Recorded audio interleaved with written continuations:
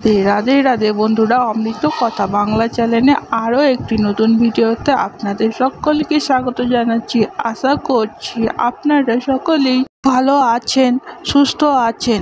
আর কিছুদিন মধ্যে পালিত হতে চলেছে প্রভু শ্রী জগন্নাথ দেবের রথযাত্রা। আজকের ভিডিওতে আমরা জানবো 2024 সালে 1431 বঙ্গাব্দের রথযাত্রা পঞ্জিকা অনুসারে সঠিক দিনক্ষণ এবং সঠিক সময়সূচি। এছাড়াও জেনে নেব রথযাত্রা কবে পালিত হবে এবং তার নির্দিষ্ট দিনক্ষণ ও সময়সূচি। এছাড়াও জানবো প্রভু শ্রী জগন্নাথ দেবের প্রিয় ভোগ কোনটি এবং রথযাত্রার দিন বিশেষ কোন কোন কাজগুলি করলে আপনার জীবনে নেমে আসবে সুখ, সমৃদ্ধি ও শান্তি। সেই সঙ্গে আমরা আরও জেনে নেব পুরী ধামে শ্রী জগন্নাথ দেবের রথযাত্রার বিশেষ কিছু তথ্য। জগন্নাথ দেব অর্থাৎ জগতের নাথ।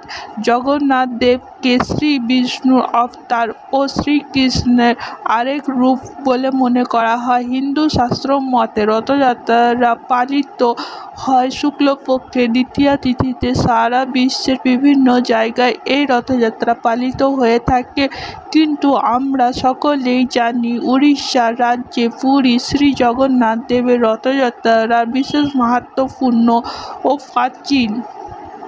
বিদেশ থেকে বহু পুণ্যার্থীরা এই সময় জগন্নাথ দেবের রথযাত্রা দর্শনের জন্য ও রথের দড়ি টানার উদ্দেশ্যে পুরীতে এসে ভিড় জমায়। পুরী ধামে রথযাত্রার 3 মাস আগে থেকে রথযাত্রার জন্য বিভিন্ন প্রস্তুতি শুরু হয়ে যায়। রথযাত্রার দিন শ্রী জগন্নাথ দেব এবং বলরাম দেব এবং তাদের প্রিয় বোন সুভদ্রা দেবী 3টি আলাদা আলাদা রথে করে মাসির বাড়ি মন্দিরে যান। মাসির বাড়িতে 7 দিন থাকার পরে পুনরায় আবার পুরী মন্দিরে ফিরে আসে। সেই পুরী মন্দিরে ফিরে আসা তিথিকে উল্টো রথযাত্রা হিসাবে পালন করা হয়। শ্রী জগন্নাথ দেব, বলরাম দেব এবং সুভদ্রা দেবী 3টি আলাদা আলাদা রথ এবং তাদের আলাদা আলাদা নাম এবং 3টি রথের সজ্জাও আলাদা আলাদা। প্রথমে যে রথটি বের হয় সেটি হলো বলরাম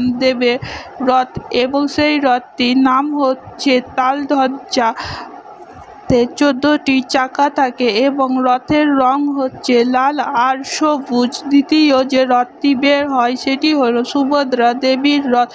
এই রথটিতে 12টি চাকা বিদ্যমান এবং এই রথটির নাম হলো দর্পদলন। তৃতীয় যে রথটি দেখতে পাওয়া যায় সেটি হলো শ্রী জগন্নাথ দেবের রথ। এই রথটির নাম হলো নন্দীঘোষ এবং এটিতে 16টি চাকা থাকে।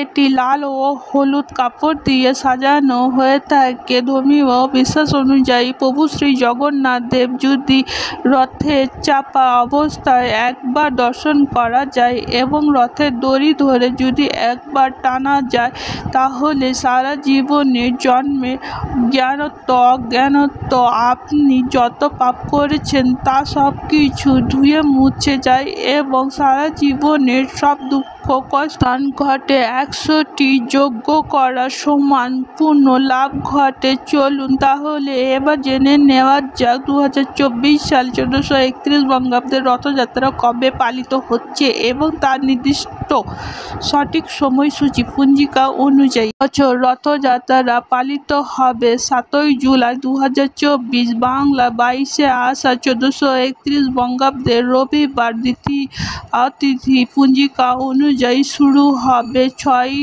জুলাই 2024, বাংলার 21শে আষাঢ় 1431 রবিবার। শেষ রাতের 4:03 থেকে দ্বিতীয়া তিথি সমাপ্ত হবে 7ই জুলাই 2024, বাংলার 22শে আষাঢ় 1431 শেষ রাতের 4:34 মধ্যে। প্রভু জগন্নাথ দেবের উল্টো রথযাত্রা পালিত হবে 16ই জুলাই 2024, বাংলার 31শে আষাঢ় 1431 বঙ্গাব্দে মঙ্গলবার বিকেল 5:26 মধ্যে। রথযাত্রা পুণ্যতিথিতে কিছু কিছু বিশেষ কাজ যদি আপনি করতে পারেন তাহলে আপনার জীবনে সুখ সমৃদ্ধি ও ঐশ্বর্যে ভরে উঠবে। প্রভু শ্রী জগন্নাথ দেব এবং মাতা লক্ষ্মী সর্বদাই আপনার প্রতি হবে এবং আপনি বিশেষ কিছু আশীর্বাদ প্রাপ্ত করবেন। রথযাত্রার পুণ্যতিথিতে বৃক্ষরোপণ করা অত্যন্ত শুভ বলে মনে করা হয়, তাই এই দিন যদি আপনি কোনো না কোনো গাছ লাগাতে পারেন তাহলে আপনার পক্ষে অত্যন্ত শুভ বলে মনে করা হয়, তাই এই দিন অবশ্যই একটি গাছ লাগাবেন। এছাড়া রথযাত্রার দিন পুণ্যতিথিতে দান ধ্যান করা অত্যন্ত শুভ বলে মনে করা হয়। এই দিন যদি আপনি গরিব দুঃখীদের আপনার সাধ্যমতো অন্ন বস্ত্র খাদ্য ইত্যাদি দান করতে পারেন তাহলে খুবই শুভ বলে মনে করা হয়। প্রভু শ্রী জগন্নাথ দেবের অসীম কৃপা লাভ করতে পারবেন। রথযাত্রার দিন পশুদের খাওয়াতে পারেন তাহলে খুবই ভালো হবে। আপনি সেটি নিজের গৃহের পশুকেও খাওয়াতে পারেন, আবার বাইরের কোনো পশুকেও খাওয়াতে পারেন।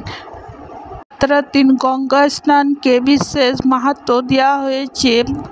গঙ্গা স্নান করলে বিশেষত পুণ্য অর্জন করা যায়। রথযাত্রার দিন প্রভু শ্রী জগন্নাথ দেব, বলরাম দেব এবং সুভদ্রা দেবীকে শ্বেত চন্দন দিয়ে এবং সাদা ও হলুদ ফুল দিয়ে বিশেষভাবে সাজিয়ে পুজো করবেন। পুজো করার সময় জগন্নাথ দেবের সামনে ঘিয়ের প্রদীপ অবশ্যই জ্বালাবে। এছাড়া জগন্নাথ দেবের প্রিয় ভোগ ক্ষীর এই দিন অবশ্যই প্রভুকে অর্পণ করবেন। শ্রী প্রভু জগন্নাথ দেবের জয় বলে আমরা আজকের ভিডিওটি এখানেই আমি সমাপ্ত করছি। আপনারা সকলেই খুবই ভালোভাবে রথযাত্রা এবং উল্টো রথযাত্রা পালন করুন। রথযাত্রা ও উল্টো রথযাত্রার অগ্রিম শুভেচ্ছা জানিয়ে আমার ভিডিওটি শেষ করছি। সকলে খুবই ভালো থাকবেন, সুস্থ থাকবেন। আর যারা আমার চ্যানেলটিকে এখনও সাবস্ক্রাইব করেননি তাদেরকে বিশেষ অনুরোধ জানাচ্ছি আমার চ্যানেলটিকে সাবস্ক্রাইব করুন, আমার পাশে থাকবেন। আর যারা আমাকে সাবস্ক্রাইব করেছেন তাদেরকে জানাই অসংখ্য অসংখ্য ধন্যবাদ। সকলেই খুবই ভালো থাকবেন। জয় জগন্নাথ দেবের জয়। রাধে রাধে।